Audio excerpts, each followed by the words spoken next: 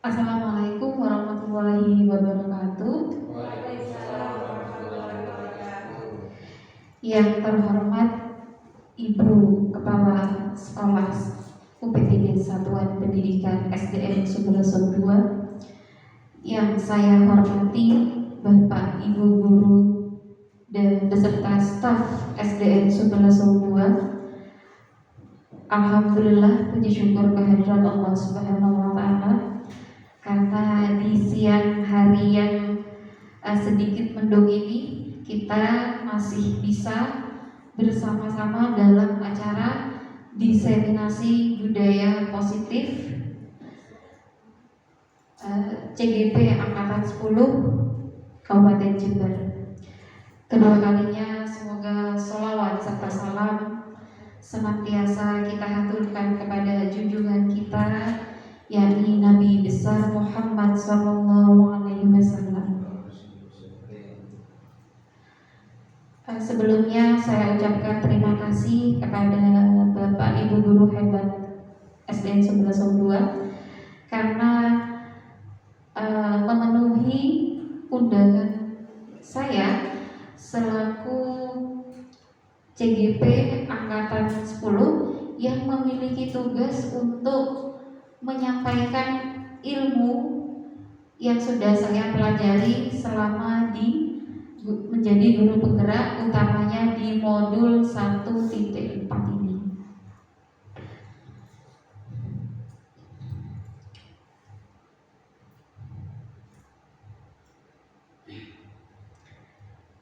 Nah, Bapak Ibu, hari ini saya tidak akan banyak sharing mengenai materi atau teori, tetapi lebih kepada bagaimana kita ketika di sekolah kita. Jadi lebih kontekstual. Sebelum kita mulai pada materi, di sini ada pertanyaan pemantik. Ini mudah sekali, hanya setuju atau tidak. Ada 4 pertanyaan di sini yang nantinya tentu keempat-empatnya sangat berkaitan dengan apa yang akan kita pelajari dalam kegiatan diseminasi kali ini. Yang pertama, penerapan hukuman dapat membantu guru mendisiplinkan siswa. Nanti saya minta Bapak Ibu Guru untuk menuliskannya di sini, di kertas ini. Bapak Ibu Guru hanya tinggal menulis. Kalau setuju tulis S saja, kalau tidak setuju ditulis T saja. Jadi misalkan nomor 1 S atau semuanya S 1 sampai 4, maka ditulis S begitu, oke? Kalau tidak semua berarti T atau TS terserah, tergantung dengan bagaimana persepsi Bapak Ibu Guru selama ini sebelum ada kegiatan diseminasi ini. Dan jangan lupa dicantumkan nama juga.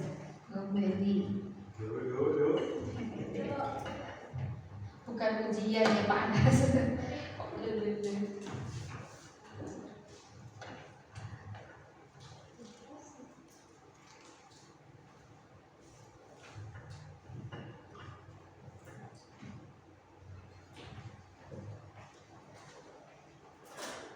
Hanya setuju dan tidak setuju.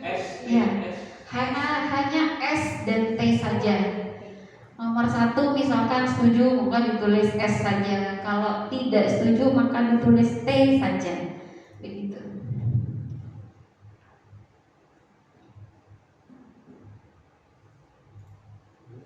Tergantung dengan apa yang Bapak Ibu yakini selama ini. Misal nomor 2, pemberian hadiah dapat meningkatkan prestasi siswa. Selama ini kita sering misalkan dengan ingin prestasi siswa kita meningkat, maka saya beri hadiah saja misalkan. Berarti kan setuju, maka ditulis S.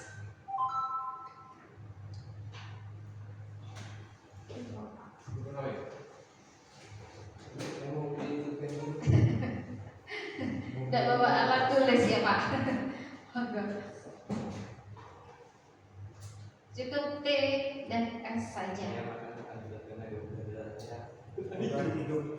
Tentu jawaban dari Bapak Ibu guru tidak akan sama karena sesuai dengan persepsi masing-masing dan akan saya minta untuk berbagi sedikit pendapatnya mengenai jawaban yang sudah diberikan. Sudah, Beli?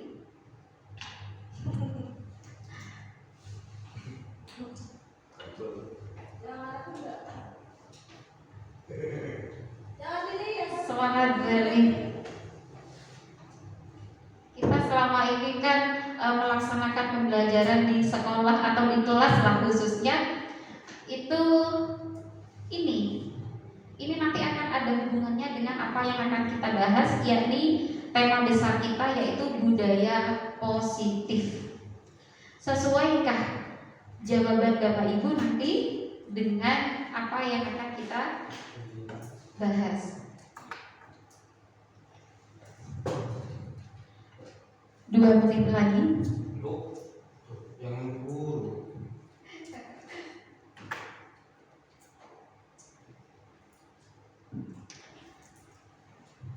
Diberi nama Wendy.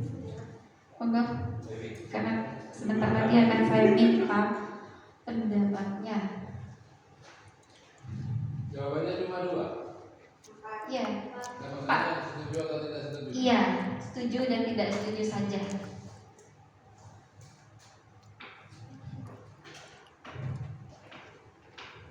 Permisi Ibu.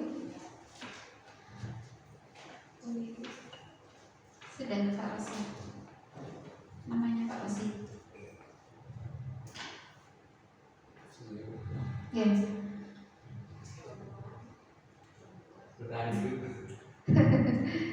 Terima kasih. Terima kasih Pak Andre, Pak Vivi dan Pak Anas. Baik, saya coba lihat dari jawaban teman-teman. Nah, bermacam-macam sekali karena ini pasti sesuai dengan apa yang kita pahami selama ini. Ada yang S3 kemudian T, ada yang T-nya 1 kemudian S. Ini tidak ada yang seragam sepertinya. Punya pendapat masing-masing dan saya minta untuk berbagi sedikit saja pendapatnya untuk soal yang pertama. Penerapan hukuman dapat membantu guru mendisiplinkan siswa. Di sini Pak Andre setuju. Monggo Pak Andre, saya minta pendapatnya Pak Andre. Setuju, nomor 1. Yang pertama. Yang pertama, penerapan hukuman dapat membantu guru mendisiplinkan siswa. Jawaban Pak Andre tadi setuju. Saya minta untuk berbagi pendapatnya. Mengapa kok setuju? Begitu. Terima kasih sebelumnya untuk pengalaman saya pribadi, karena saya sendiri sudah berkelana dari SD ke SMP ke SD lagi, jadi paham betul, anggap sudah paham lah. Jadi untuk penerapan hukum yang dapat membantu guru mendisiplinkan siswa itu dapat berpengaruh positif dan juga sebetulnya ada negatifnya. Berpengaruh positif dalam artian siswa itu mengerti aturan yang harus ditaati di sekolah. Soalnya di tiap sekolah itu untuk aturan kita tidak sama, tergantung dari sekolah tersebut. Yang negatif, ada beberapa siswa itu kadang mungkin berpikir bahwasanya hukuman itu tujuannya mendapatkan efek jerah. Tetapi kalau siswa itu pikirannya mentalnya juga kurang baik, maka dia akan minder. Itu. Baik, terima kasih Pak Andre. Jadi menurut Pak Andre, hukuman itu efektif untuk membantu kita sebagai guru untuk mendisiplinkan siswa. Sebagai jawaban yang tidak sama, saya coba minta pendapatnya di sini Bu Wiwit. Bu Wiwit tidak setuju di sini. Saya ingin minta pendapatnya tidak setuju itu karena bagaimana Bu Wiwit? Enggak. Baik, terima kasih Mulia. Bagi David. Minum dulu sebentar. Minum dulu.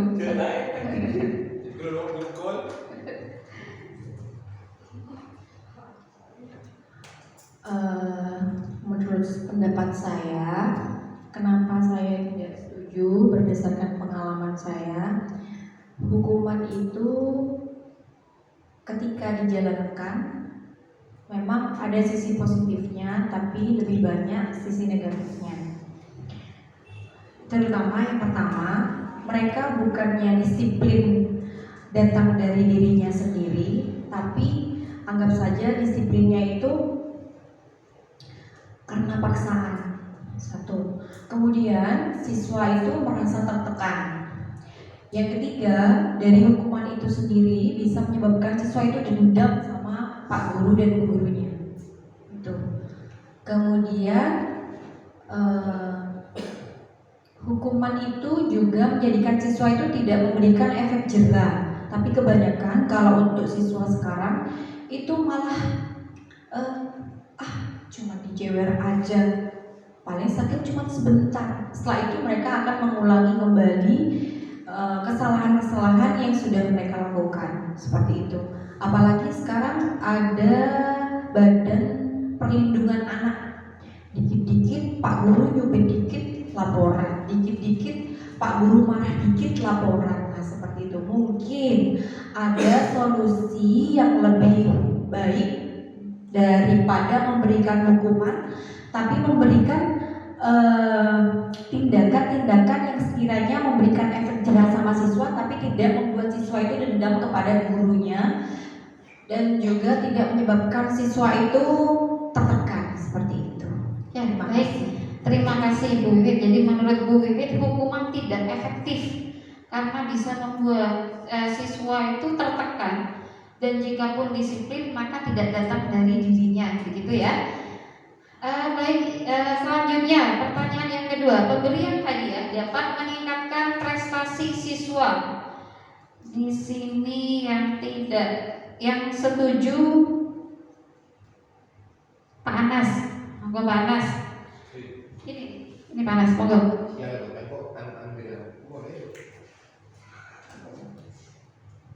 Terima kasih Bu Lia. Pertanyaan tematik yang kedua, pemberian hadiah dapat meningkatkan prestasi siswa. Ini pengalaman saya, kenapa saya mengatakan setuju? Karena selama ini saya itu mengajar di kelas rendah. Ketika murid-murid saya diberi hadiah, baik yang bisa menyelesaikan tugas atau mengerjakan PR, itu bisa meningkatkan kemampuan dan keinginan siswa untuk belajar lebih giat lagi itu. Sehingga efek sampingnya anak-anak bisa mendapatkan prestasi yang diinginkan. Terima kasih Pak Anas. Jadi cukup efektif pemberian hadiah. Menurut Pak Anas prestasinya bisa meningkat.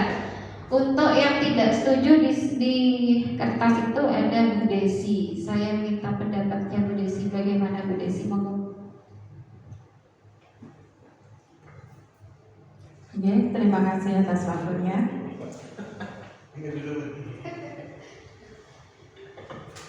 Saya akan menyampaikan tanggapan saya perihal pernyataan pemberian hadiah dapat meningkatkan prestasi siswa. Sebenarnya yang membuat saya tidak setuju itu adalah konteks pernyataannya. Seandainya di sana hadiah itu diganti dengan reward atau apresiasi, saya akan menyetujuinya.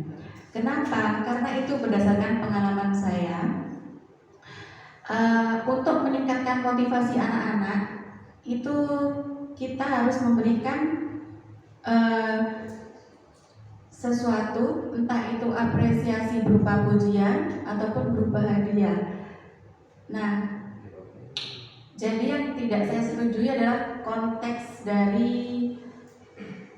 kata hadiah nih, pemberian hadiah, karena memotivasi siswa itu tidak hanya dari hadiah saja.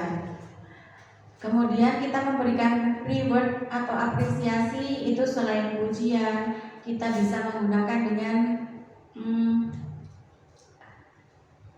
pengumpulan tanda bintang atau pengumpulan emoticon ya, emoticon smile seperti itu. Kemudian kalau hadiah ini bisa kita berikan tapi tidak setiap waktu ya, mungkin ada di momen-momen tertentu. Jadi mengapa saya tidak setuju? Karena tidak harus berupa hadiah, karena hadiah itu kan identik dengan barang seperti itu. Jadi itu saja yang bisa saya sampaikan, Bu Lia. Baik, terima kasih. Menurut Bu Desi tidak setuju karena hadiah itu identik dengan barang, padahal bisa diberikan berupa apresiasi kepada siswa untuk meningkatkan motivasi siswa dalam mendapatkan prestasi, begitu. Baik, untuk pertanyaan yang ketiga, guru harus memiliki kemampuan untuk menyelesaikan masalah yang siswa hadapi. Dari semua jawaban teman-teman tidak ada yang mengatakan tidak setuju. Semuanya setuju dan semuanya sepakat. Guru harus memiliki kemampuan untuk menyelesaikan masalah yang siswa hadapi. Baik, saya minta pendapatnya Pak Hafifi. Monggo Pak Hafifi. Mengapa demikian? Mengapa si guru harus memiliki kemampuan untuk dapat menyelesaikan masalah yang siswa hadapi? Baik, terima kasih Bu Lia. Guru harus memiliki kemampuan untuk menyelesaikan masalah siswa. Kita di sini kan sebagai pendidik dan kita menuntun menurut filosofis pendidikannya Ki Hajar Dewantara. Menuntun itu untuk menebarkan lampunya anak sesuai dengan kodrat alam dan kodrat zaman. Sehingga kalau misalkan kita tidak memiliki kemampuan untuk menyelesaikan masalah siswa, itu akhirnya tuntunannya tidak sejalan. Jadi seperti itu. Jadi memang harus bisa. Artinya di sini memiliki kemampuan itu memberikan jalan keluar. Entah nanti itu jalan keluar. Ini kan terjadi perubahan. Dari dulu jalan keluarnya selalu dari guru.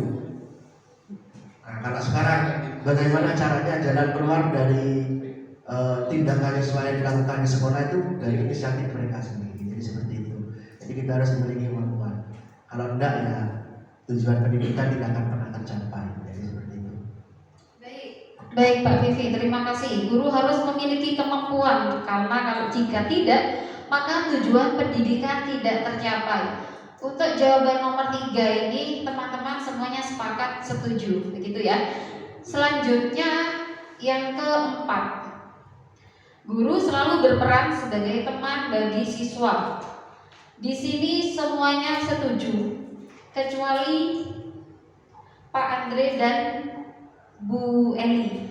Baik, saya minta pendapatnya Bu Eli nih. Mengapa kok tidak setuju Bu Eli? Yang nomor 4, guru selalu berperan sebagai teman bagi siswa. Katanya Bu Eli, saya tidak setuju. Bu Liam kok. Kamu soal ngajar dulu mulai kan. Lagi kita kelas itu.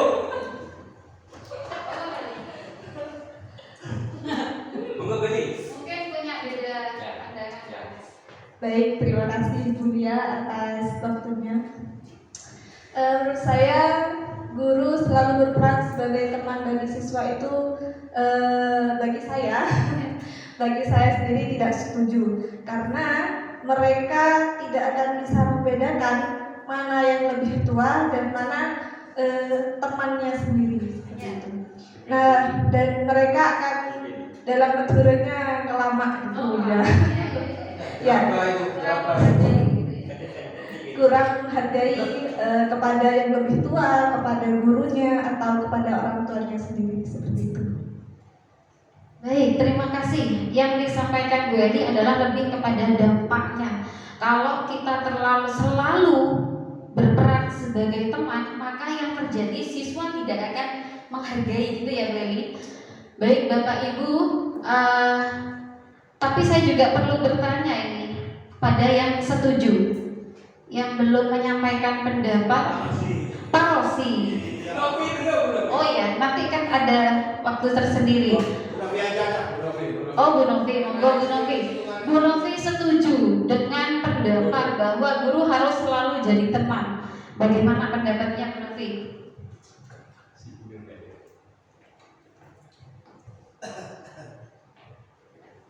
Terima kasih Bu ya. Menurut saya, murid diartikan sebagai teman. Supaya apa? Kalau menurut saya itu supaya lebih dekat dan mengenali bagaimana perasaan teman itu seperti apa, tentang kejiwaannya juga. Kita harus mendekati mereka sebagai teman, Bulia. Apabila ada masalah, mereka tidak sungkan, langsung bertanya. Kalau ada masalah juga, mereka tidak sungkan untuk mengadu, mau menangis, mau tertawa, tetap ya saya anggap sebagai teman. Ya seperti itu menurut saya Bulia. Baik, Dengan batasan tertentu. baik, terima kasih Bu Novi. Menurut Bu Novi justru harus jadi teman, selalu jadi teman. Karena kenapa? Karena ada lebih dekat katanya, lebih bisa mengenal siswanya begitu. Jadi siswa ketika ada masalah tidak lari pada orang lain, tapi lebih pada gurunya. Nah, apa yang sudah dijawab oleh Bapak Ibu tadi, ini merupakan pertanyaan sebelum materi. Kita nanti akan membahas materi dan kita lihat apakah pendapat Bapak Ibu akan berubah nantinya setelah mendapat materi yang akan kita bahas tentang budaya positif. Budaya positif itu adalah perwujudan dari nilai-nilai atau keyakinan universal yang diterapkan di sekolah.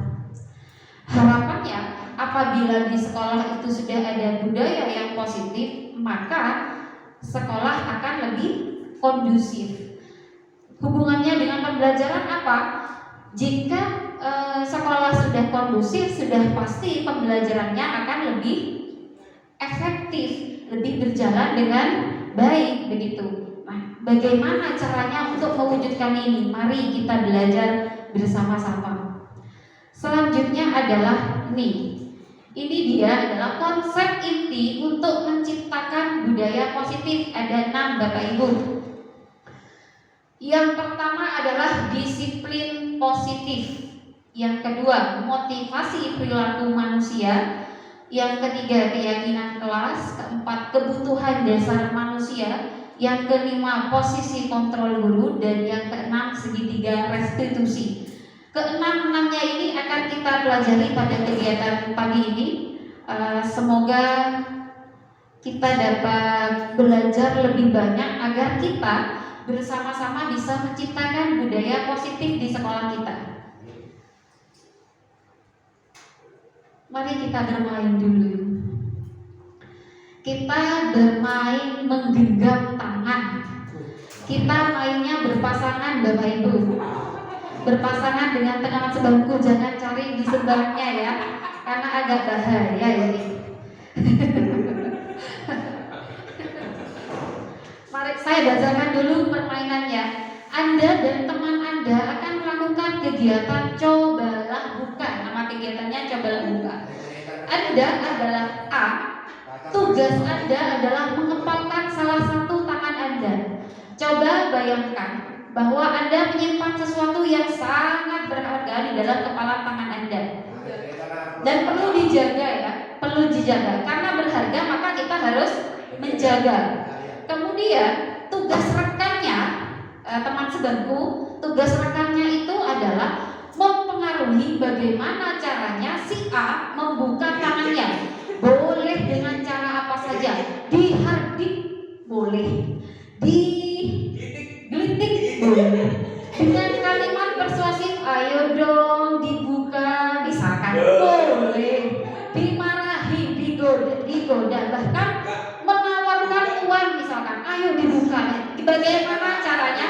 Silahkan dengan rekan di sebelahnya, siapa yang menjadi A, siapa yang menjadi B. Boleh silahkan. Ya, jadi antara yang digoda dan yang menggoda berarti sama-sama aktif. Monggo Pak Andre, Pak Rosi, Bu Wiwi, Bu Novi, Bu Desi dan Bu Eni. Monggo beli. Siapa yang menjadi A? Di sini siapa? Pak Vivi ya. Di sini siapa yang menjadi A? Pak Andre. Bu Wiwi. Di sini siapa yang menjadi A? Bu Eli. Monggo. Silakan. Saya beri waktu 2 menit saja. Bagaimana caranya teman kita yang A, yang teman sebangku kita itu bisa membuka tangannya? Silahkan dilakukan segala cara. 1, 2, 3, monggo. Bagaimana? Monggo. Bagaimana usahanya? Ayo Pak Andre.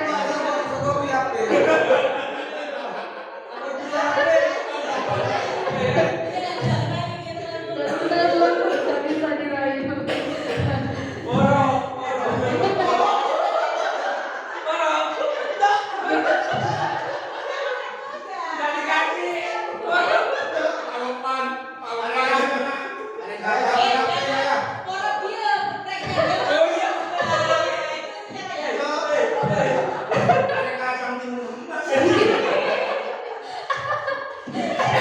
Baik Bapak Ibu.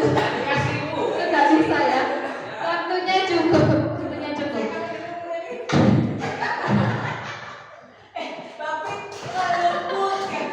Adakah yang bisa dibuka tangannya? Ada. Pak Andre, kenapa Pak Andre alasannya? Saya ingin tahu Pak Andre. Saya suka HP, jadi saya diberi HP. Oh gitu. Jadi ada ini dari. Dikasih pinjam HP. Oh iya. Oh gitu. Saya suka game, Bu. Ya, Pak Vivi tidak membuka ya Pak. Nah, kenapa Pak Vivi kok tidak dibuka? Padahal Pak Anas sudah melakukan segala cara Pak Vivi. Ini kan amanah untuk saya jaga. Jadi saya kan tipe orang yang setia. Oh gitu. Ya. Jangan kata gitu.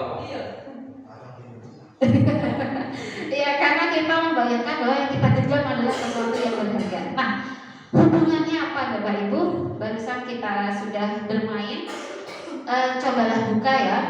Nah, kita ibaratkan bahwa kita posisi A adalah diri kita. Kita mau membuka ataupun mengepak, siapa yang mengontrol? Diri kita, benar.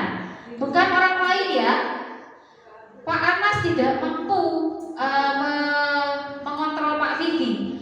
Pun Pak Rosi sebenarnya juga tidak mampu mengontrol Pak Andre sekalipun Pak Andre membuka. Kenapa? Karena Pak Andre membuka itu juga karena kontrol dirinya. Saya mau membuka karena saya mau menerima HP. Siapa yang mengontrol? Tetap diri sendiri ya. Baik, kita lanjutkan hubungannya dengan pendidikan apa? Nah, ini dia. Pergeseran paradigma teori kontrol Dr. William Glasser. Nah, ada 4 Bapak Ibu. Ilusi bahwa guru mengontrol murid. Jelas itu sesuatu yang salah, tidak bisa. Yang kedua, ilusi bahwa semua penguatan positif, efektif dan bermanfaat. seperti yang dilakukan Pak Rosi tadi. Pak Rosi memberikan HP, memberikan penguatan positif, Pak ini HP dan sebagainya. Tapi kalau Pak Andre tidak mau membuka, apa akan bisa dibuka? Tidak bisa. Pun yang kedua juga salah. Yang ketiga, ilusi bahwa kritik dan membuat orang merasa bersalah dapat menguatkan karakter. Misal tadi yang dilakukan oleh Bu Desi kepada Bu Eli, kamu itu kalau pegang tangannya jelek, ayo dibuka dan sebagainya. Jadi Bu Desi berusaha menjatuhkan mentalnya Bu Eli misalkan dengan cara kritikan dan merasa Bu Eli membuat merasa bersalah. Tidak bisa. Sekalipun seperti itu, kalau Bu Eli tidak mau membuka maka tidak akan dibuka. Yang keempat, ilusi bahwa orang dewasa memiliki hak untuk memaksa. Jelas ini juga salah. Maka ilusi yang keempat ini mulai dari hari ini mari kita skip atau bahkan kita delete dari apa yang kita pahami selama ini. Jadi kita selama ini berpikir saya seorang guru, maka saya berkuasa atas murid saya mengontrol murid saya. Ini jelas sudah salah. Melalui permainan tadi kita sudah bisa belajar bahwa tidak ada yang bisa mempengaruhi diri sendiri lebih dari kita, tidak bisa dari luar, begitu ya. Selanjutnya yang slide berikutnya mengenai definisi disiplin positif.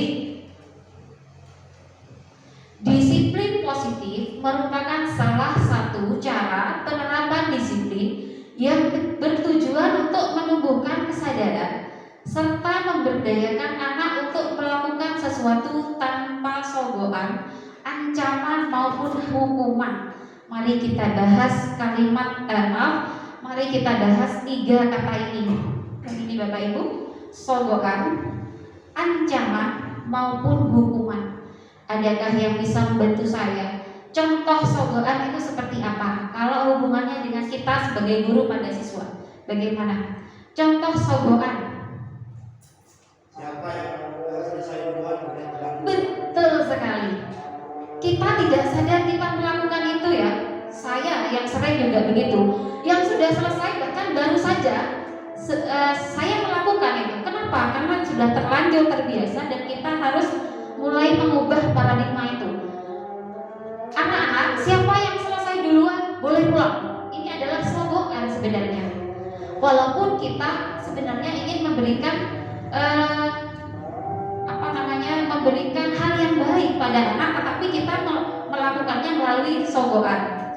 Siapa yang bisa mengerjakan dapat 100, Bu Guru kasih permen, itu sudah merupakan sogokan. Dan yang kedua, ancaman. Adakah yang bisa membantu? Selesai, kumpulkan. Ya, selesai dan selesai kumpulkan. Kalau tidak selesai, tidak usah istirahat. Itu adalah ancaman. Ya, ancaman kita mengancam siswa kita untuk bagaimana caranya menuruti kita, menuruti maunya kita. Maksud kita sebenarnya baik, ingin pembelajaran itu berjalan dengan kondusif. Selanjutnya yang ketiga, hukuman. Gagal mengerjakan PR akan dihukum. Ya, yang tidak mengerjakan PR besok lari keliling lapangan 10 kali misalkan, itu adalah hukuman. Jadi tanpa sadar kita itu sudah memberikan sogokan, ancaman maupun hukuman. Padahal itu jelas adalah tidak tepat atau tidak benar.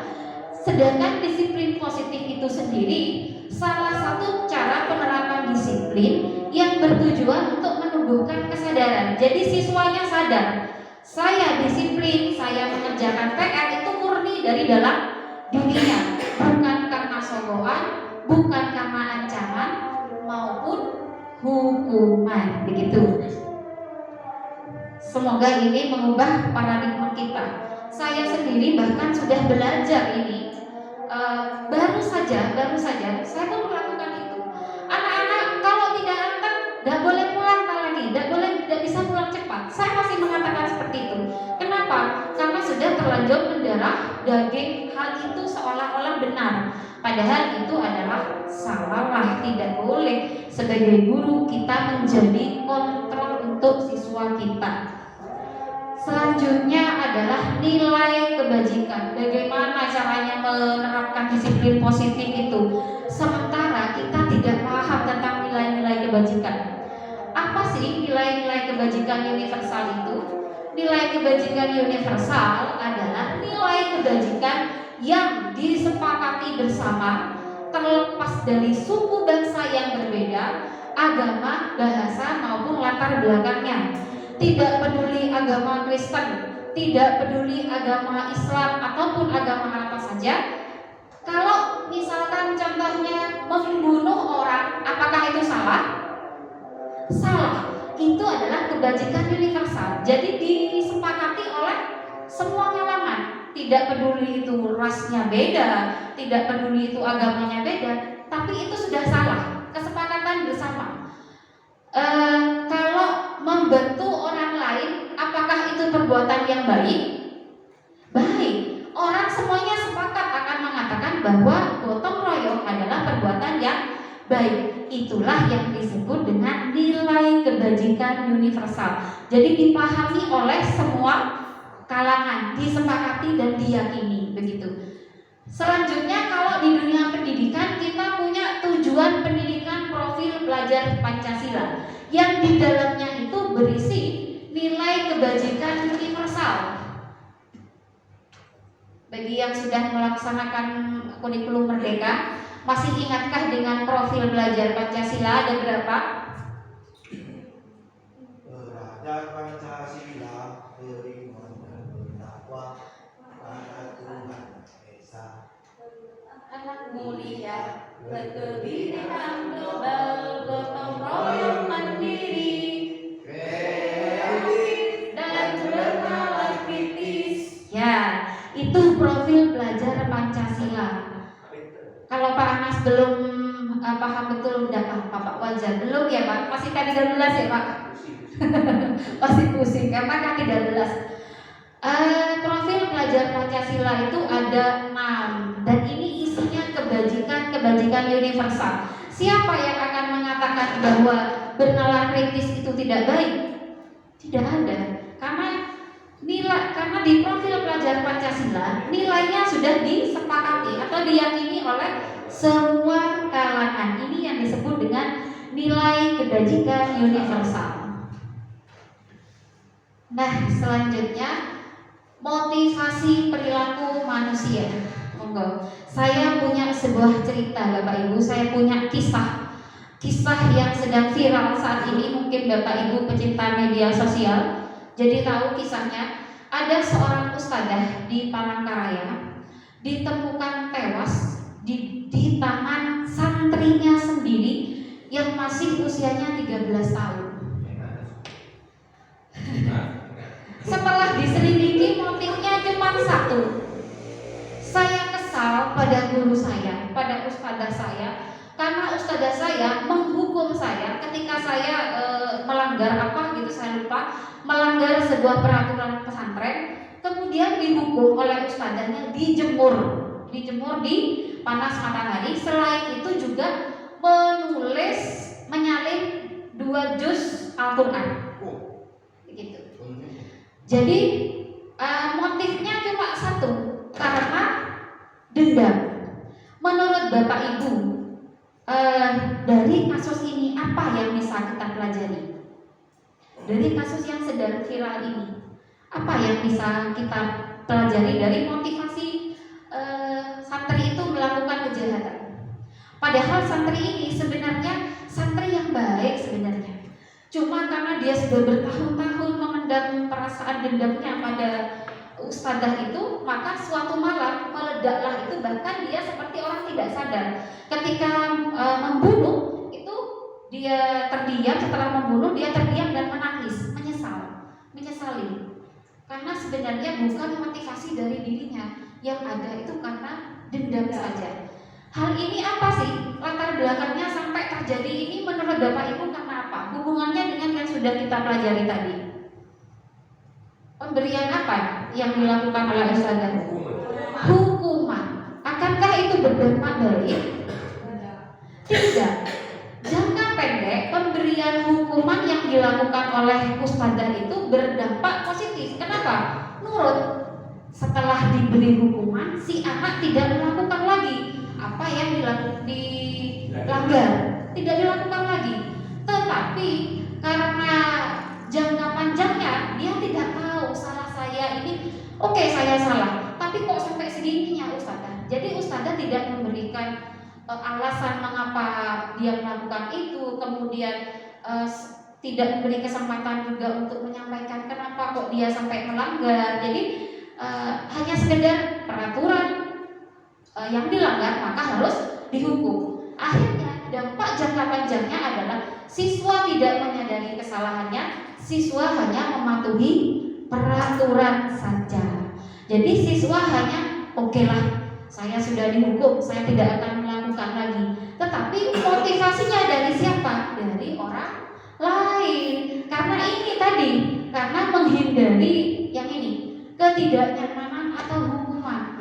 Si anak melakukan si anak tidak melanggar peraturan karena menghindari ketidaknyamanan saja. Dan setiap manusia Bapak Ibu itu motivasi perilakunya bisa ketiga-tiganya, bisa. Yang mana yang harus kita terapkan? Mari kita pelajari. Yang pertama sudah kita pelajari dengan contoh kasus tadi. Yang kedua, mendapat imbalan atau penghargaan. Saya pun punya contoh kasusnya. Contoh seperti ini. Sama, ini ada juga kisah kasih di sekolah seperti lagunya Bu Wiwit kemarin. Nah, ada seorang guru cantik sekali, dan siswanya senang, gitu. Siswanya senang diajari, gitu ya. Kemudian gurunya itu selalu memberikan perhatian yang luar biasa dengan cara memberi hadiah. Oh bagus, Habibi, bagus, nilainya bagus nih, saya kasih hadiah bunga misalkan. Dan itu ditanggapi salah oleh siswanya. Yang terjadi apa? Pak Habibi menyampaikan, taruhlah saya gurunya Pak Bibi ya. Pak Bibi menyampaikan pada saya, Bu, saya mencintaimu. Dan akhirnya ketika saya menyampaikan, loh nak, saya selama ini memberi penghargaan atas kerjamu, bukan karena saya menyukaimu. Akhirnya yang terjadi apa? Si anak menjadi depresi dan berubah perilakunya. Jadi menurut Bapak Ibu, dia senang mengganggu temannya akhirnya. Ini kisah nyata, bukan fiktif ya. Ini memang kisah nyata dan ini sempat viral juga di media sosial. Sampai dia menyabet apa sih namanya, menggunakan ikat pinggang ya, dipukulkan ke temannya karena dia depresi gitu, karena ditolak cintanya oleh gurunya. Hal ini padahal dari hal sepele saja, memberikan imbalan atau penghargaan kepada anak didiknya. Menurut Bapak Ibu, apakah itu berdampak baik dalam jangka panjang? Tidak. Pada akhirnya dari kasus itu kita juga belajar bahwa baik menghindari ketidaknyamanan atau hukuman dan mendapat imbalan atau penghargaan, kedua-duanya memiliki dampak yang negatif. Dan ini tidak baik kita terapkan di kelas kita. Lalu bagaimana kalau yang dua motivasi ini saja sudah tidak baik? Ternyata ada motivasi yang bintang, yang terakhir, yaitu menghargai diri sendiri dan menjadi orang yang mereka inginkan. Jadi ini yang menjadi tugas kita.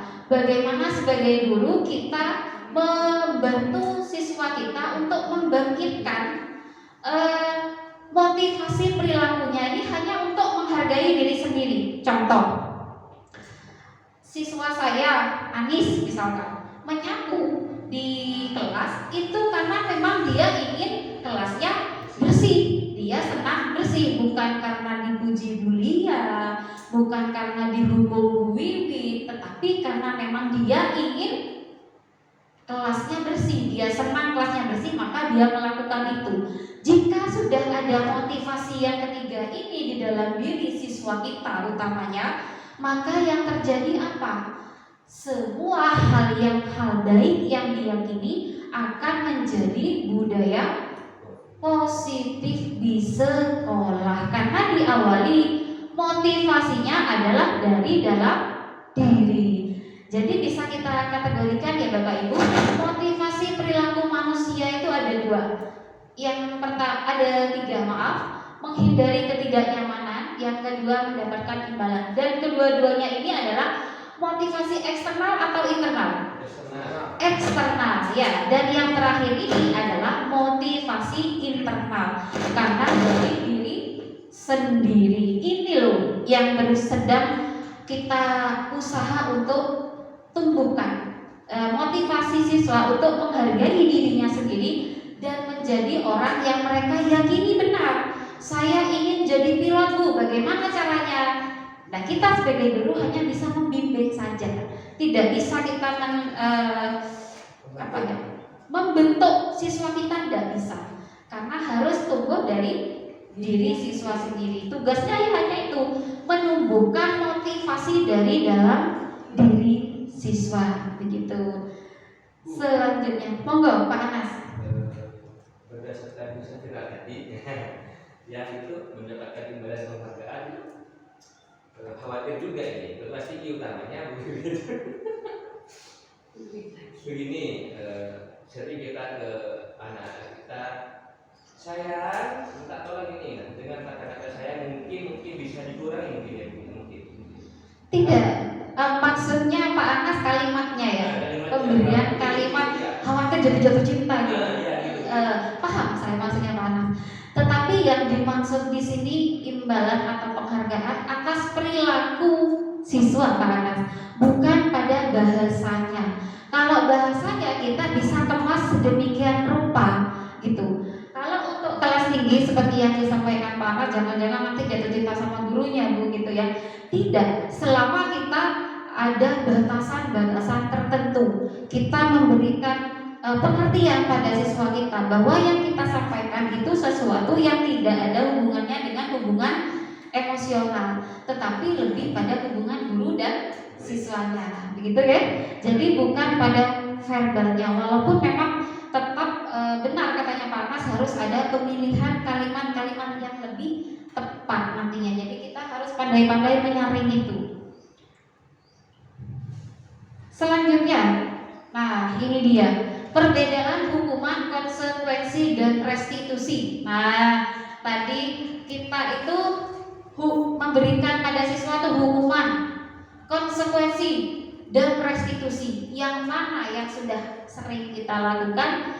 Sebelum kita bahas lebih lanjut, kita akan belajar lagi secara langsung melalui video Bapak Ibu. Jadi nanti kita akan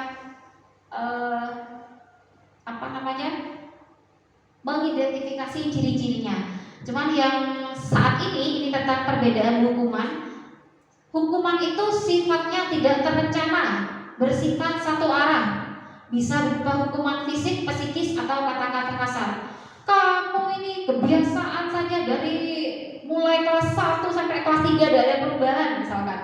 Sekalipun hanya kalimat seperti itu juga sudah merupakan hukuman. Pertanyaan saya, kalau kalimat saya diubah menjadi seperti ini, apakah ini juga termasuk hukuman? Kamu ini nak dari kelas 1 sampai kelas sekarang tetap saja seperti ini, tidak ada perubahan. Ini kan intonasinya sudah berubah ya. Menurut Bapak Ibu, apakah ini juga hukuman? Ya, mengapa? Itu hukuman verbal. Ya, hukuman verbal yang arahnya dari yang dituju adalah secara psikis. Ya, karena kalimat itu kadang-kadang justru dampaknya lebih berat daripada hukuman fisik. Betul. Kita pernah dulu jadi murid ya Bapak Ibu. Kadang-kadang kita dipukul oleh guru kita. Sekarang mengingatnya lucu dan lain-lainnya. Tetapi sesuatu kalimat, saya sering cerita sama teman-teman ketika saya dulu ingat guru saya ini pernah mengatakan ini dan itu diingat betul. Diingat seumur hidup. Karena itu hukuman untuk ke arah psikis ya. Selanjutnya sudah tidak baik, tidak senang kita rasakan, mari kita jangan berikan kepada siswa kita. Selanjutnya adalah konsekuensi. Nah, bedanya hukuman dan konsekuensi ini beda tipis Bapak Ibu. Kalau konsekuensi itu lebih terencana, sudah ada kesepakatannya. Contoh, anak-anak saya sekarang ini punya kesepakatan kelas, kita buat kesepakatan kelas ya. Kalau rame maka akan dihukum misalkan. Konsekuensinya harus menyiram tanaman. Nah, itu namanya konsekuensi. Kalau restitusi ini akan kita bahas lebih dalam di slide terakhir nanti. Proses menciptakan kondisi bagi murid untuk memperbaiki kesalahan mereka sehingga mereka bisa kembali pada kelompok mereka dengan karakter yang lebih kuat gitu ya. Tapi ini tidak akan saya bahas lebih dalam di sini karena kita bahasnya di akhir saja nanti untuk restitusi. Selanjutnya, nah Bapak Ibu, ini ada beberapa kalimat. Nomor 1, mencatat 100 kali di dalam buku kalimat. Saya tidak akan terlambat lagi karena terlambat ke sekolah. Ini disuruh mencatat karena mereka terlambat ke sekolah. Ini hukuman apa konsekuensi? Hukuman. Selanjutnya, lari mengelilingi lapangan basket 2 kali karena terlambat hadir di sekolah. Ini hukuman apa konsekuensi? Hukuman. Lanjut yang ketiga, membersihkan coretan yang dibuatnya di meja tulis. Konsekuensi, betul. Yang keempat, murid diminta untuk push up 15 kali. Hukuman. Selanjutnya, berdiri di depan kelas sambil mengangkat kaki. Hukuman. Selanjutnya lagi, membersihkan WC karena merusak pensil teman. Hukuman. Ya, selanjutnya yang terakhir, lari keliling lapangan karena terlambat 10 menit saat pelajaran PJOK. Konsekuensi. Nah, Bapak Ibu, sepertinya Bapak Ibu sudah mulai semakin paham apa perbedaan hukuman dan konsekuensi. Nah, ini dia tadi yang kita di awal sudah ini efektifkah reward? Reward itu penghargaan atau hadiah. Tadi di awal sudah bertanya ya, ada yang menjawab setuju dan ada yang menjawab tidak. Ternyata reward itu berpengaruh jangka pendek dan jangka panjang. Bisa berpotensi merusak hubungan siswa dan guru. Dan yang ketiga, mengurangi ketepatan. Keempat, mengurangi kualitas. Dan yang kelima, mematikan kreativitas. Dan yang keenam, motivasi dari luar diri atau ekstrinsik namanya. Nah, artinya dari ini semua dampak yang mungkin karena reward, apakah reward itu efektif Bapak Ibu? Tidak efektif. Artinya pemberian reward itu sebenarnya tidak efektif untuk diberikan kepada siswa kita. Ada pertanyaan begini kemarin, kalau di TK itu kalau tidak dipuji, tidak diberi ini, tidak akan senang gitu, malah tidak semangat. Lah, ini bedanya antara penghargaan dan reward dan apresiasi. Kalau apresiasi boleh Bapak Ibu, reward itu seperti sogokan, jadi diberikannya di awal sebagai iming-iming. Kalau kalian dapat nilai 100, Bulia kasih ayat ini, itu reward, hadiah, ya. Kalau reward itu menciptakan ketergantungan. Betul. Kalau tidak ada rewardnya, nggak akan rajin lagi, begitu. Tapi kalau apresiasi itu diberikannya nanti di belakang. Mereka kerja dulu, baru mereka mendapatkan apresiasi. Dan perlu kita garis bawahi Bapak Ibu, pemberian apresiasi itu tidak boleh sifatnya umum. Contoh, Bu Eli bagus sekali kinerjanya, contoh ya, itu tidak boleh. Mengapa demikian? Karena Bu Eli jadi tidak tahu kinerja saya yang mana yang bagus. Apakah ketika saya mengajar, apakah ketika saya disiplin datang ke sekolah, apakah ketika saya mengerjakan soal IT itu tidak boleh. Maka yang benar bagaimana? Kalau memberikan apresiasi, adakah yang bisa membantu saya? Saya Bu. Monggo. Bu Eli, tulisannya bagus sekali. Nah, begitu. Jadi lebih spesifik. Ketika memberikan apresiasi itu lebih spesifik. Jadi Bu Eli itu potensinya itu lebih bisa ditingkatkan lagi pada tulisannya. Oh, ternyata tulisanku bagus menurut kepala sekolah. Ya sudah, ini yang akan saya tingkatkan, gitu ya. Misalkan, oh Pak Andre, bagus kinerjanya. Lah Pak Andre tidak tahu kinerja saya yang mana. Yang benar adalah Pak Andre bagus, sudah datang tepat waktu ke sekolah. Nah, seperti itu.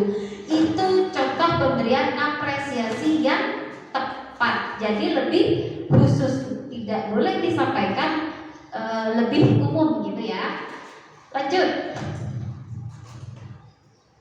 Keyakinan kelas. Keyakinan kelas itu dibuat berdasarkan kesepakatan antara guru dan siswa. Nah, tadi kita sudah belajar hukuman, konsekuensi, restitusi dan lain sebagainya. Untuk menghandle atau untuk mencakup itu semua, itu ada namanya keyakinan kelas. Kita bisa membuat keyakinan kelas. Lalu Bapak Ibu, apa perbedaan keyakinan dengan peraturan? Kalau keyakinan kelas itu mengandung nilai-nilai kebajikan universal. Ya, kalau keyakinan kelas itu mengandung kebajikan universal. Kalau peraturan? Kalau peraturan lebih ke arah ini, mengatur orang. Iya, kalau peraturan lebih pada larangan-larangan. Iya. Contoh tadi kalau di peraturan kelas jangan buang sampah sembarangan. Itu peraturan. Tapi kalau nilai kebajikan, jangan sampah. Ya, ini. Kalau peraturan jangan buang sampah sembarangan, itu peraturan. Bagaimana dengan buanglah sampah pada tempatnya? Apa itu bukan peraturan, Pak Devi?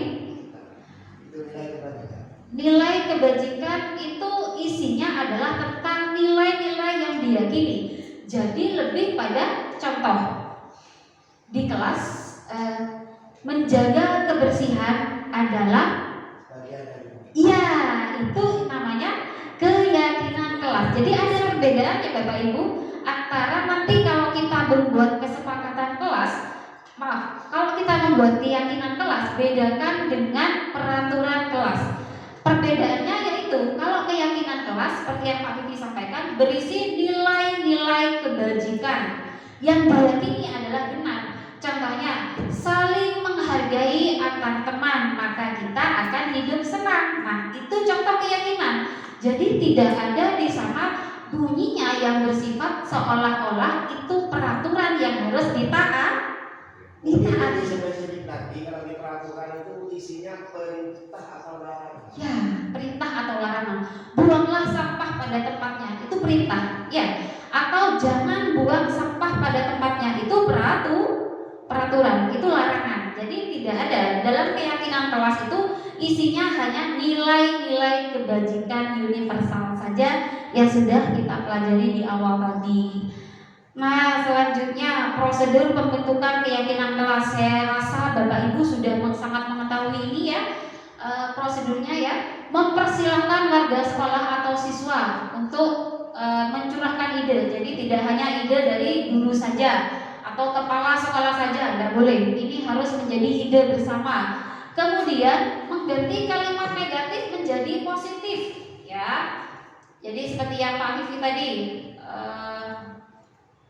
dilarang jangan membuang sampah sembarangan, diganti dengan kalimat yang positif, yaitu menjaga kebersihan sebagian dari iman, misalkan boleh seperti itu. Menjaga kebersihan kelas. Ya, menjaga kebersihan kelas adalah kewajiban kita bersama, misalkan. Jadi seperti itu. Jadi kalimatnya bukan kalimat-kalimat yang bersifat negatif ya. Selanjutnya tinjau kembali. Nah, kalau sudah ada ide-ide, jangan semua ide lantas diterima lalu dimasukkan Bapak Ibu. Harus ada seleksi. Tidak perlu banyak-banyak dan itu perlu diseleksi. Selanjutnya tinjau ulang keyakinan kelas yang sudah tersusun. Jadi ditinjau lagi, jangan terlalu banyak katanya Pak Vivi. nanti siswanya mabuk, yang mana yang mau saya taati, yang mana yang mau saya jalankan keyakinan kelasnya. Selanjutnya meninjau dan menyetujui dengan menandatangani. Dan yang terakhir ditempel di dinding kelas. Keyakinan kelas kalau bisa jangan hanya ada di sini saja, tetapi juga ditempel di kelas-kelas. Dan PR bagi saya sendiri karena di kelas saya belum ada keyakinan kelas. Dan insya Allah semoga berjalan dengan baik tahun ajaran baru, kita membuat keyakinan kelas masing-masing dengan bahasa yang sudah mulai diperbaiki ya Pak Vivi ya. Jadi bukan peraturan lagi bunyinya. Peraturan mungkin bisa. Nah, ini ada 5 posisi kontrol. Kalau keyakinan kelas sudah ada, maka guru harus memiliki posisi kontrol. Yang mana di antara 5 posisi kontrol ini yang baik dilakukan? Kita nonton dulu ya, biar tidak bosan. Kita nonton dulu sebentar. Ya.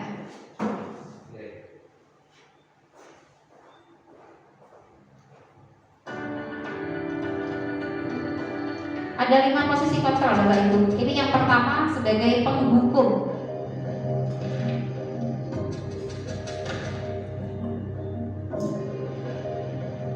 Naren, sini kamu. Selamat pagi Bu. Selalu terlambat. Kamu deh, pasti terlambat. Eli, Maaf Bu, saya Apa? Apa coba? saya makan. Alasan kamu apa lagi? Kapan sih kamu tidak terlambat? Malas sekali ya kamu jadi anak. saya Dasar pemalas. Gak kapok-kapok sih kamu. Sudah berapa kali terlambat? Sana, kamu keliling lapangan basket 2 kali. kenapa saya harus keliling lapangan basket Bu? Kenapa? Kamu melawan ibu. Berani-beraninya jawab. Sudah terlambat, masih berani jawab pula. Sekarang keliling lapangan basket 5 kali sekalian. Biar kapok. Cepat. Pergi sana ke lapangan basket.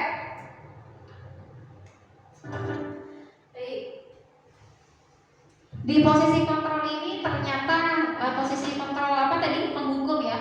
Bahasa yang digunakan sudah pasti kasar, menghardik. Ada di sana tadi menghardik dan memberikan hukuman, yaitu keliling lapangan basket 2 kali katanya.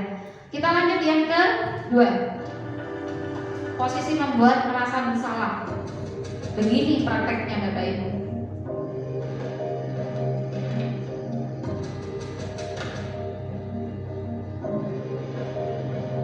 Naren,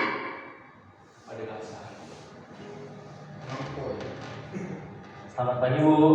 Naren. Kamu kenapa terlambat lagi, nak? Ya Tuhan, Naren. Kamu senang ya bikin ibu susah ya? Kalau kamu terlambat lagi, nanti ibu yang ditegur bapak kepala sekolah, nak.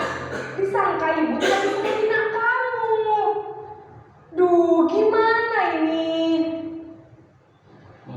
Maaf Bu. Duh, Gusti Naren. Kamu suka ya kalau ibu ditegur bapak kepala sekolah? Yang paling Terus, sekarang ibu harus tulis apa ini di buku absen? Ini kamu sudah sering terlambat loh. Ibu harus apa coba? Maaf Bu. Maaf sekali. Ya sudah, lain kali jangan bikin ibu susah lagi ya nak ya. Ibu tidak akan kuat lagi kalau kamu begini terus. Bisa jantungan kalau ibu tegur bapak kepala sekolah. Sana cepat ke kelas. Maaf ya Bu. Maaf sekali. Nah, bahasa yang digunakan ini lebih lembut ya, lebih daripada yang tadi kan tidak terlalu kasar, tetapi justru membuat siswa menyalahkan dirinya sendiri, seolah-olah ibu gurunya jadi penderita karena sikapnya si Naren ini seperti itu. Jadi memang berusaha membuat siswa merasa bersalah gitu. Kita lanjutkan pada posisi kontrol. rasa bersalah, berbicara dengan nada tenang. Yang ini posisi tenang.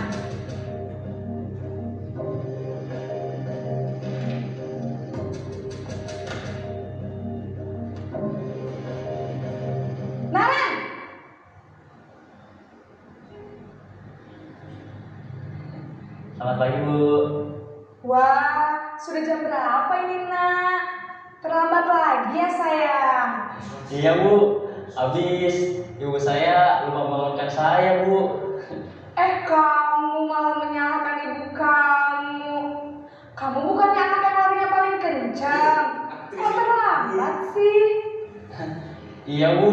Saya memang terlambat bangun tadi. Jadi, biarpun saya lari kencang, tetap gak kekejar, Bu. Ya sudah sana. Nanti lain kali larinya lebih kencang lagi ya. Biar gak terlambat lagi. Bikin senang ibu. Demi ibu. Bisa kan? Bisa lah, Bu. Ya sudah sana masuk kelas. Ibu beresin urusan absen kamu. Kamu ini ada-ada saja. Jaga kamu nih. Nah, ini posisi sebagai teman Bapak Ibu. Jadi bahasa yang digunakan lebih akrab. Gitu ya, lebih akrab. Lanjut posisi pemantau dan monitor.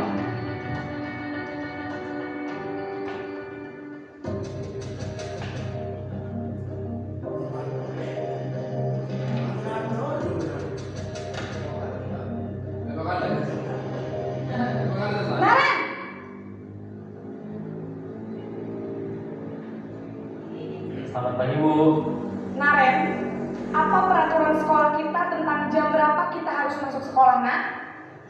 Kita harus di sekolah jam 7, Bu.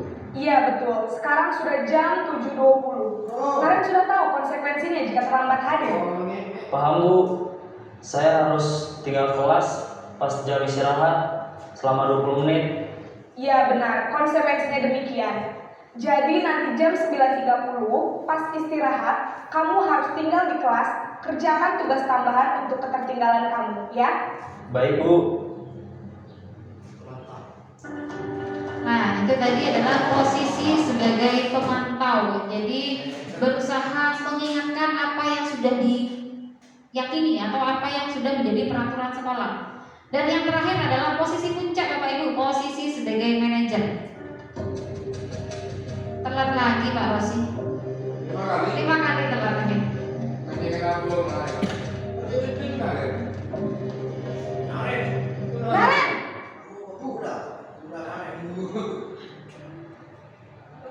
Selamat pagi, Bu. Selamat pagi, Naren. Maaf, Bu. Saya terlambat. Iya, sekolah masuknya jam 7, sekarang sudah jam 7.20. Jadi sekarang bagaimana ini, Naren? Maaf, Bu. Saya lupa setel alarm saya semalam.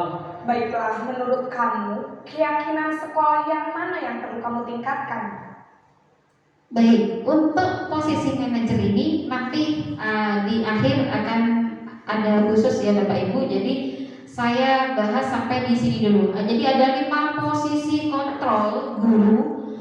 Yang pertama penghukum, yang kedua apa tadi? Pembuat merasa bersalah, dan yang ketiga adalah teman, yang keempat pemantau, dan yang kelima adalah manajer.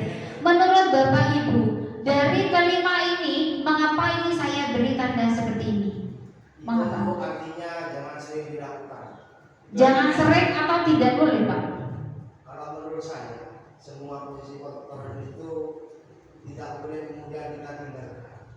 Karena yang jelas itu ada dampak positifnya juga. Kita jangan hanya berfokus kepada dampak negatif. Cuma yang merah itu jangan selalu kita lakukan.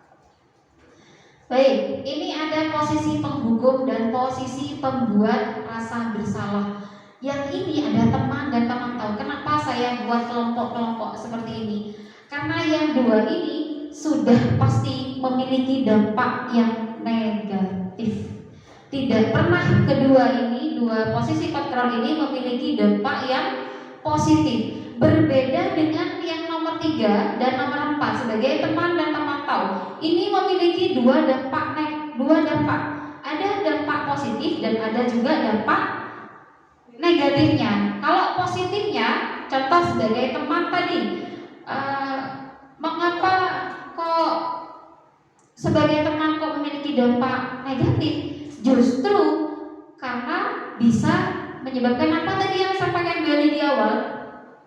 Sehingga umurnya Iya, adabnya berkurang, unggah-ungguhnya berkurang. Pun dampak positifnya seperti yang disebutkan Bu Novi tadi, bahwa sebagai teman nanti siswa akan lebih mudah bercerita kepada gurunya sehingga kita bisa mengetahui masalah siswa dengan baik. Artinya apa? Dari dua posisi kontrol ini boleh kita lakukan, tetapi tidak selalu dilakukan. Jadi tidak selalu menjadi teman untuk murid kita agar tetap terjaga adabnya, tetap terjaga penghormatannya kepada guru, begitu. Selanjutnya yang terakhir sebagai manajer.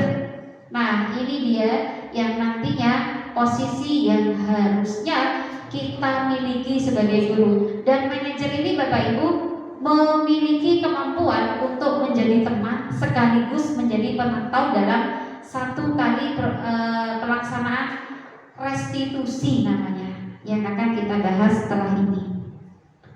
Sampai di sini adakah pertanyaan Bapak Ibu? Sementara belum bisa buat. Baik, sekarang kita berefleksi siapa, bagaimana kita, apakah posisi yang mana yang sering kita lakukan? Karena saya sendiri refleksi itu lebih ke Pemantau? tidak sama sebagai teman. Ya, jadi posisi yang 3 dan 4 ya Pak, teman dan pemantau. Kalau Bu Novi?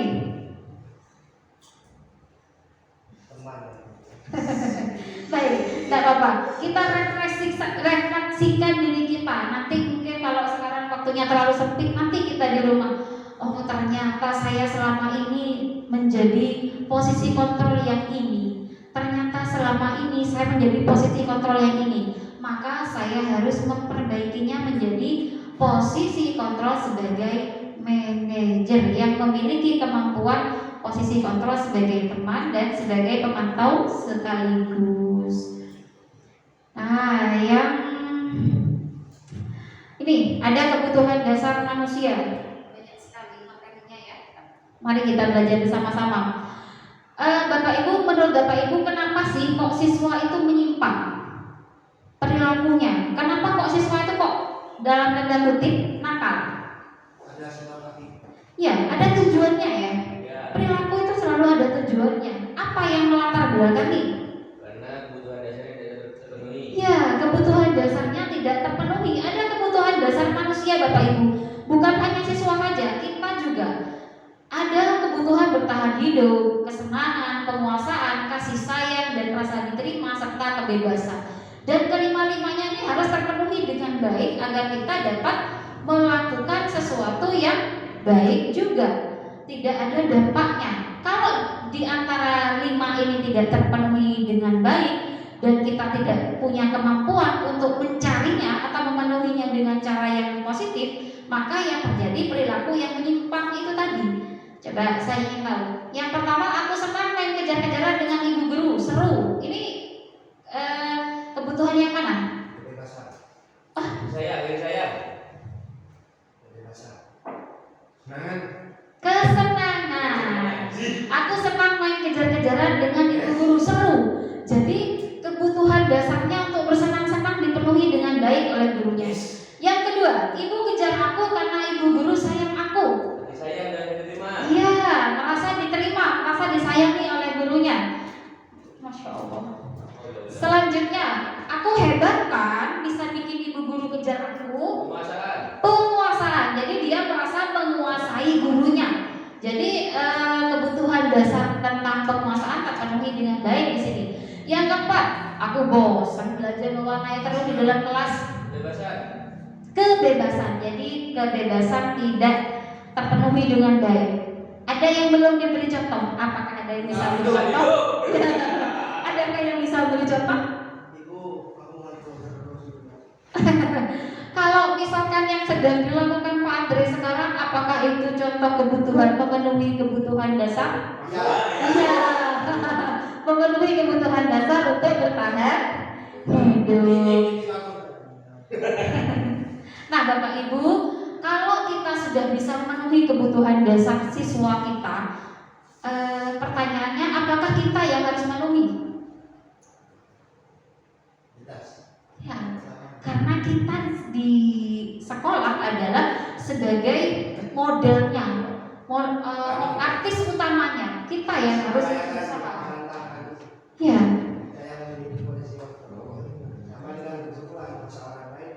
Benar.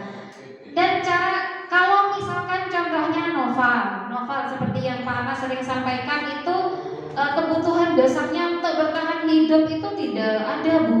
Kemudian secara menyimpan, walaupun novel tidak melakukan ya, misal jangan pakai novel, pakai A gitu aja. Siswa kita bernama A, kemudian mencuri misalkan, itu berarti kebutuhan dasarnya tidak terpenuhi dengan baik dan berusaha memenuhi dengan cara yang negatif gitu ya. Kemudian Bapak Ibu, apabila semua kebutuhan yang 5 itu sudah terpenuhi dengan baik, maka secara otomatis kita memiliki dunia yang berkualitas, di mana dunia berkualitas itu isinya siapa yang berperan penting dalam hidup kita. Contoh, untuk memenuhi kebutuhan kesenangan, siapa yang bisa memenuhi? Teman misalkan, sahabat misalkan, anak misalkan, begitu ya. Siapa yang bisa memenuhi kebutuhan tentang kasih sayang?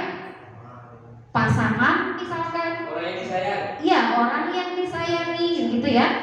Jadi apa hubungannya dengan pendidikan? Kita sebagai guru harus masuk di dunia berkualitasnya siswa dengan cara itu tadi, bisa membantu siswa untuk memenuhi kebutuhan dasarnya dengan cara yang positif. Nah, caranya dengan segitiga restitusi. Agar lebih mudah kita pahami, lebih baik kita langsung pada kontekstual saja. Ini dia contoh kasus.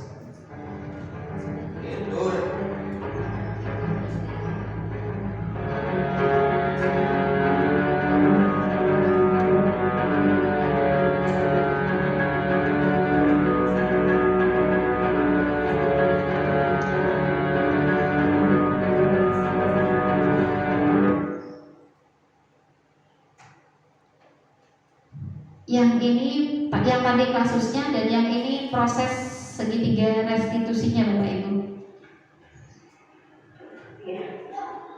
Selamat siang Mbak Resa. Gimana kabarnya Mbak? Resa sehat ini? Mbak Resa tahu nggak kenapa guru manggil di sini? Tidak tahu. Tidak tahu. Dia melihat Mbak Raisa, melihat jalan temannya. Oh iya, Raisa ya, Raisa ya. Itu kenapa?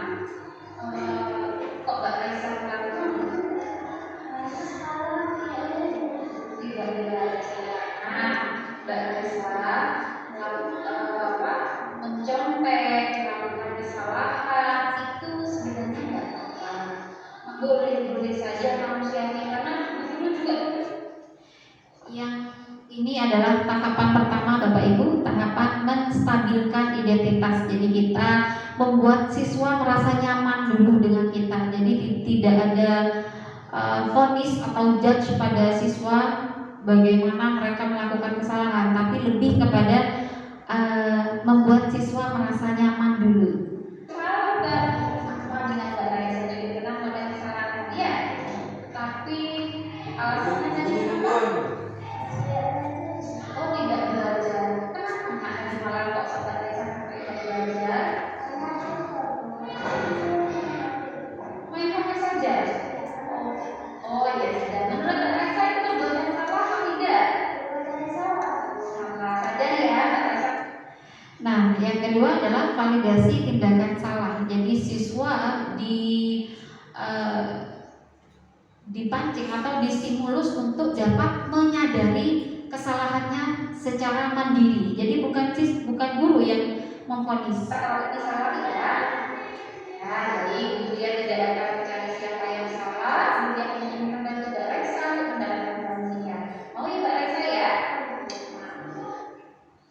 Mbak Reza masih ingat dengan keyakinan kelas kita? Ingat Pak. Apa itu? Coba sebutkan kata-katanya. Harus jujur dan disiplin ya. Dan Mbak Reza yakin kalau keyakinan kita itu benar. Oh ya, yakin ya. Baik, kalau yakin, mari kita cari solusinya ya Mbak Reza. Kalau semalam Mbak Reza tidak belajar, kemudian main HP terus sehingga ketika paginya harus mencontek, ya kan? Kira-kira Mbak Reza harus bagaimana agar Mbak Reza tidak perlu mencontek ketika mengerjakan tugas? Belajar sebelum masuk sekolah ya. Malam hari misalnya, kan Mbak Reza senang melakukan main HP, bagaimana?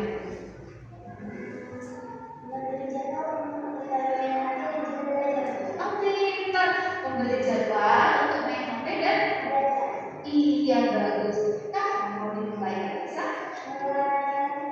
Mulai hari ini, ya, mudah-mudahan dengan solusi ini Mbak Reza melakukan dan tidak ada tuh kejadian lagi Mbak Reza harus mencontek jawabannya.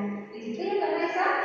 Baik, terima kasih. Sekarang Mbak Reza boleh umum kelas. Jadi dalam proses restitusi Bapak Ibu, kita membantu siswa kita untuk menyadari kesalahannya secara mandiri pun memperbaiki, menemukan solusi dari perbuatannya itu juga secara mandiri. Jadi bukan kita yang memberikan solusinya. Nah, dari apa yang sudah kita pelajari, kesimpulan pada kegiatan hari ini untuk mewujudkan budaya positif di sekolah, maka sebagai guru kita harus dapat memahami kebutuhan dasar siswa sebagai manusia, kemudian membimbing siswa untuk dapat memenuhi kebutuhannya dengan cara yang positif. Kemudian memahami motivasi perilaku siswa sebagai manusia, bagaimana posisi kontrol seorang guru, dan menerapkan segitiga restitusi dalam menyikapi sebuah peristiwa. Terima kasih. Nah, Bapak Ibu, dari apa yang sudah saya sampaikan, adakah yang ingin bertanya? Thank you. Thank you.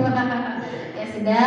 Baik, semoga apa yang saya sampaikan dari awal sampai akhir membawa manfaat, khususnya untuk sekolah kita tercinta dan menciptakan budaya positif di sekolah kita.